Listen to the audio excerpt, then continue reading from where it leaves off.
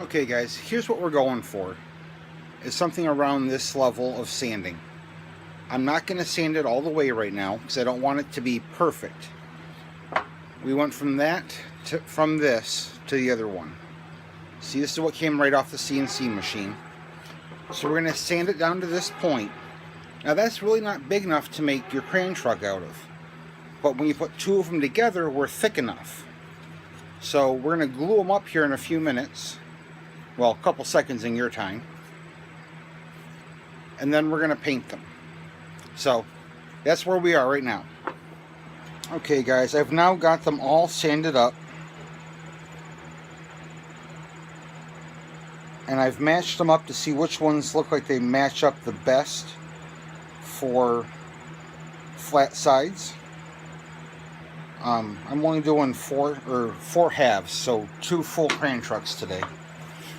A nice thin coating of glue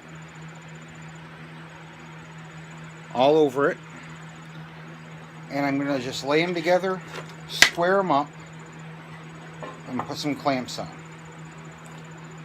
Yes, I did leave the tabs on because I'm going to have to sand it when it's all done. I'm not worried about cleaning up the tabs right now, so I can keep the shape of the trucks the right way as I'm finishing them. After this, I'll sand all the tabs off at one time. That way I keep the beds nice and flat, keep everything as close to perfect as I can. So, here on YouTube, I'm going to show 2 clamps on this. Just clamped it up to hold it together. I'm going to wipe the glue off, and now that YouTube isn't going to see this, I'm going to put a whole lot of clamps on it to hold it all together and keep all those joints nice and tight. A lot of my favorite YouTubers, my favorite woodworkers on here, always get the, do you have enough clamps on there? No, you can never have enough clamps. If you see clamps at a yard sale, buy them.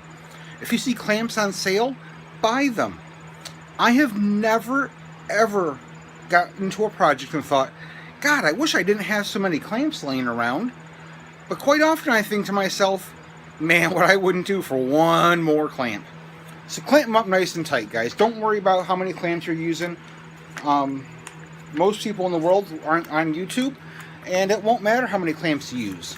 The more clamps, the better off you are. And like I said, you'll never say, gosh, there's just too many clamps in here. Especially not when you're doing something like this. You do not want to get to the end of this and think, oh gosh, there's a little gap there, and if I had clamped it up, it'd have been fine. Clamp it up, guys. So I was talking to the dog, and she pointed out to me that I didn't really explain my clamps very well. I use these blue Irwins to hold it together to get my initial setup, to get everything flush and smooth. That is not the only clamp that I'm going to leave on there.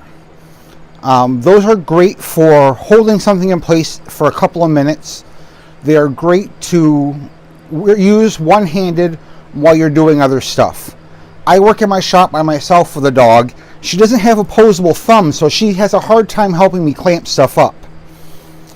So what I tend to do is use the Irwins or those quick ratchet clamps from Home Depot.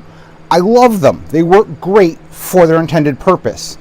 Their intended purpose is not for glue ups. They release over time. They won't get the pressure you want.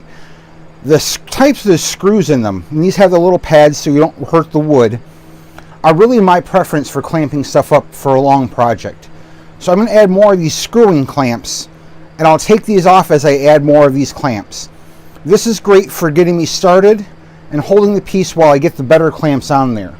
So I didn't want you guys to think that's the only clamps that I use. These are temporary. These are my long-term holding it together while the glue dries.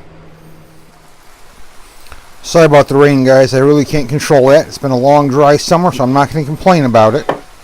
So there we go. Sand it up. Nice and pretty. Finished with a block sander. Did a little bit of power sanding to get the tabs off the back there and the tab off the bottom. A little bit more to go, but that's about where I want to be for my painting. So nicely sanded. I do have the dots over here that I tapped with the CNC machine. Those get drill pressed out when I'm ready. I'll drill press those out next, that way I can finish sanding this.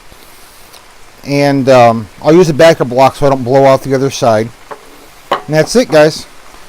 I would do the whole painting process for you guys. More sanding there. The whole painting process, but these will get painted in a big batch, and that won't happen for another month, and I want to get this video out for you guys. So, here we go. All finished, ready for paint.